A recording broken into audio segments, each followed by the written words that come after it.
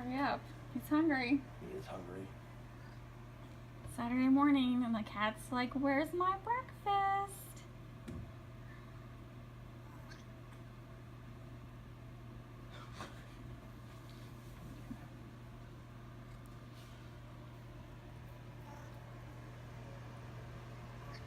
All right. What do you want? What do you want?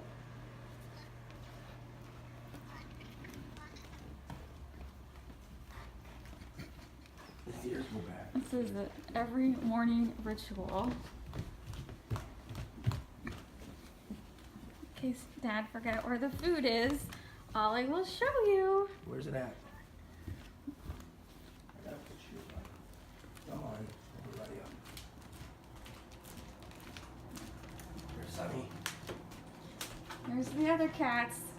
Cat call. Oh, she's not Cat right. call.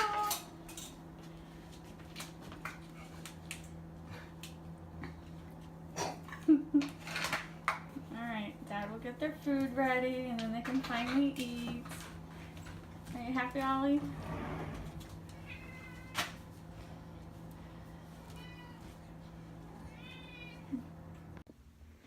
Good morning. It is Saturday, May 11th.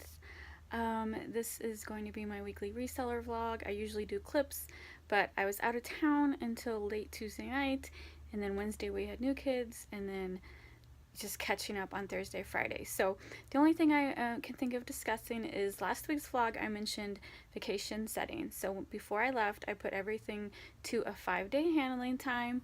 I did not close my shop.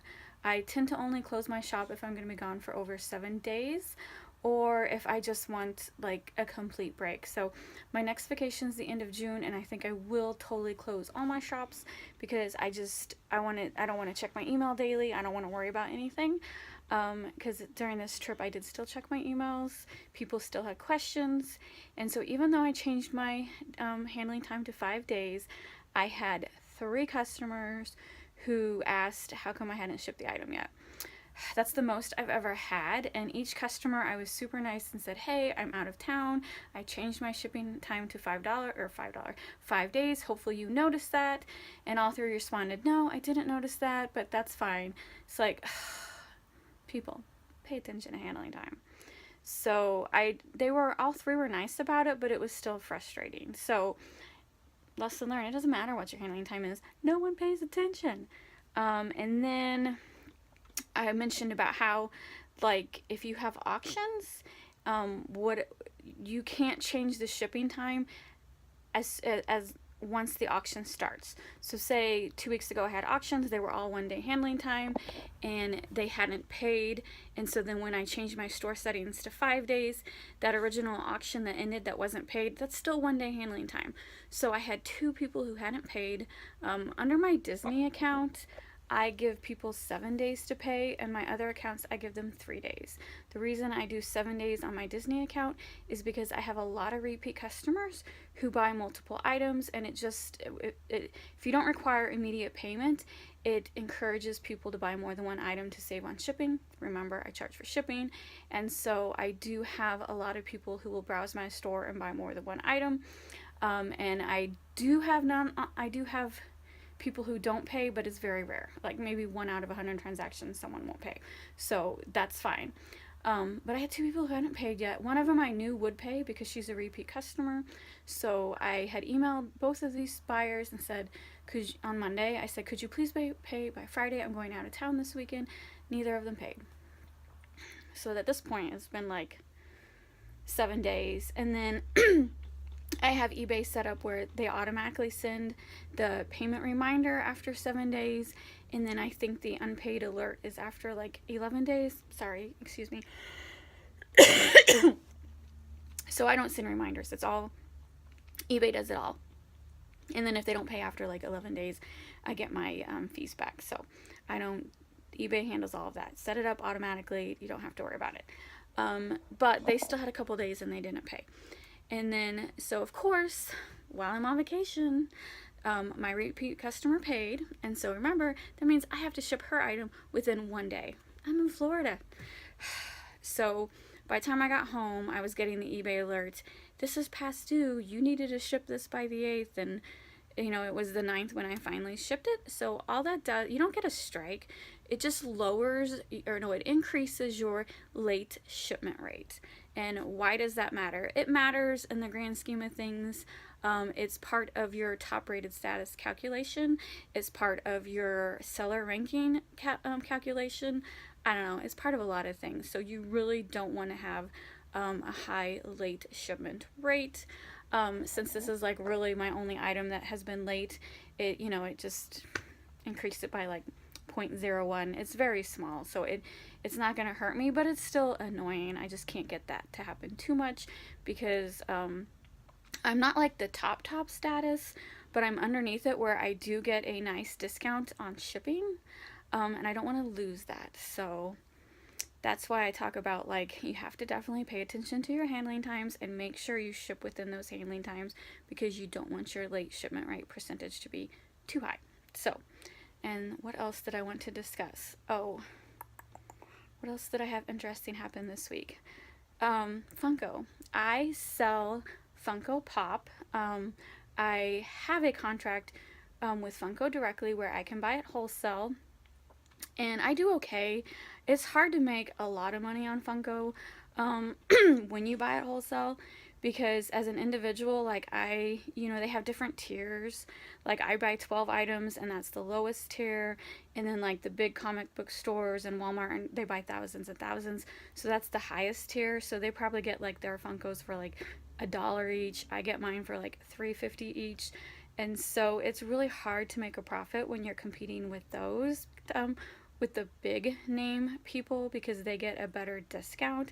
Like I can go to Walmart and buy a Funko on clearance cheaper than I can buy a Funko directly from the company with my wholesale pricing. So, but I have been buying and selling Funko for a while now.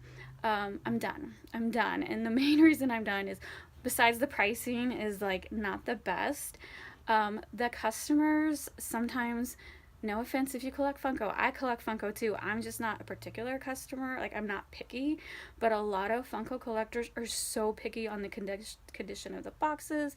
They're very picky on the condition of the actual Funko.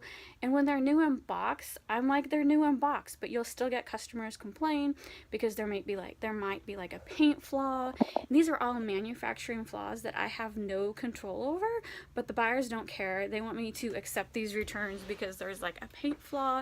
And you know, when my margins are so slim on Funko, every return I lose money.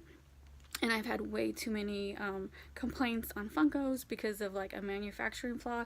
So to me, it's not worth it. I haven't bought a Funko for a while. I'm just getting rid of my current stock. I even had my Funko rep like email me, say, hey, you haven't bought for a while. And I did look at their most recent catalog, but it's just nothing I was interested in. I really just want to get rid of what I have because, again, this week it reinforced why I hate selling Funko. So I had a brand new Funko, shipped it, customer got it, and again, it was like a very cheap price.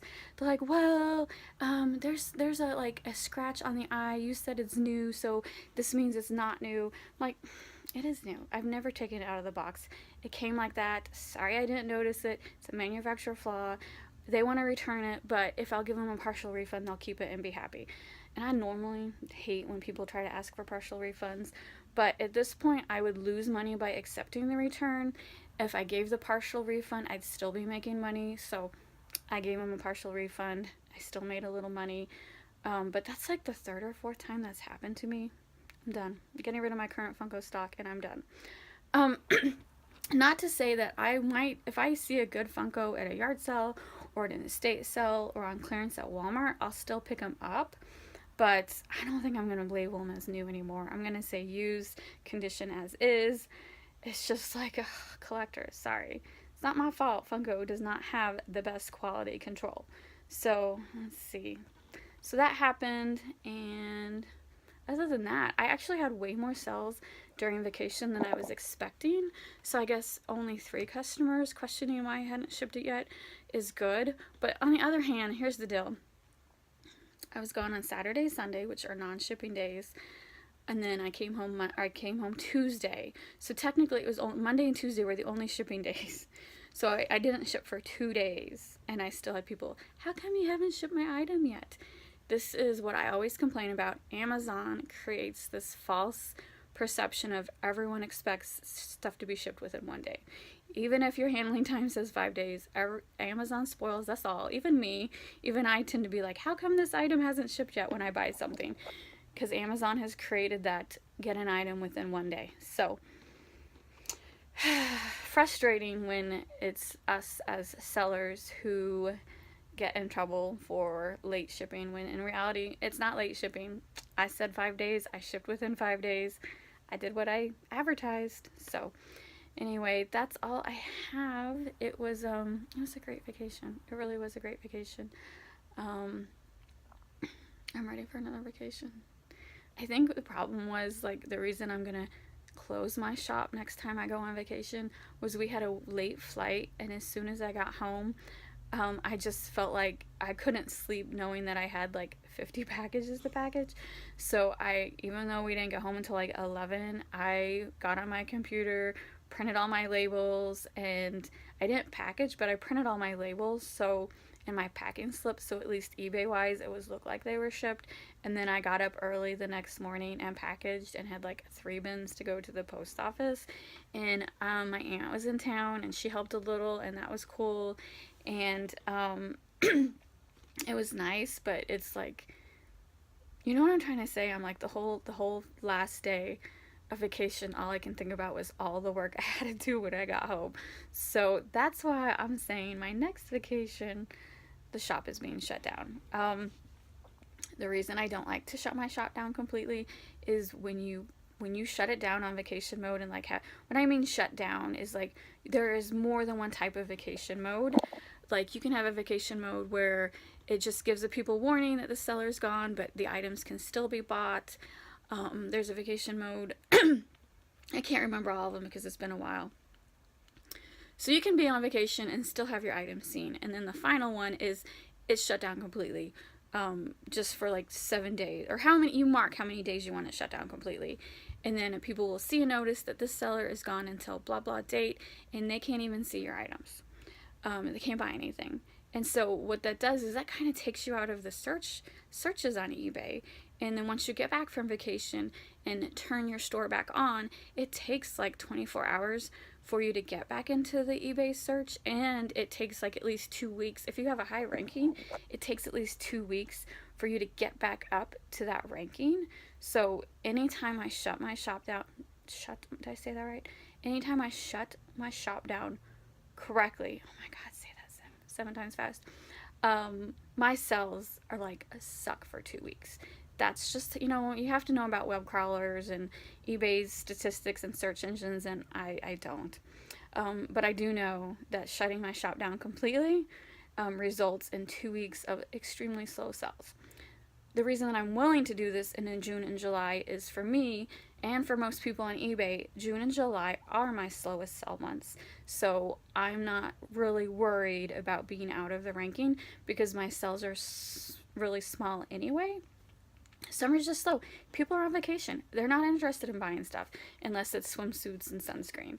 And so yes, that is why June and July is usually, and sometimes even August, because August is when parents are getting their kids ready for school. So unless you're selling school supplies, you're not going to have that much sales in August either. So that's the best time to set your store on vacation.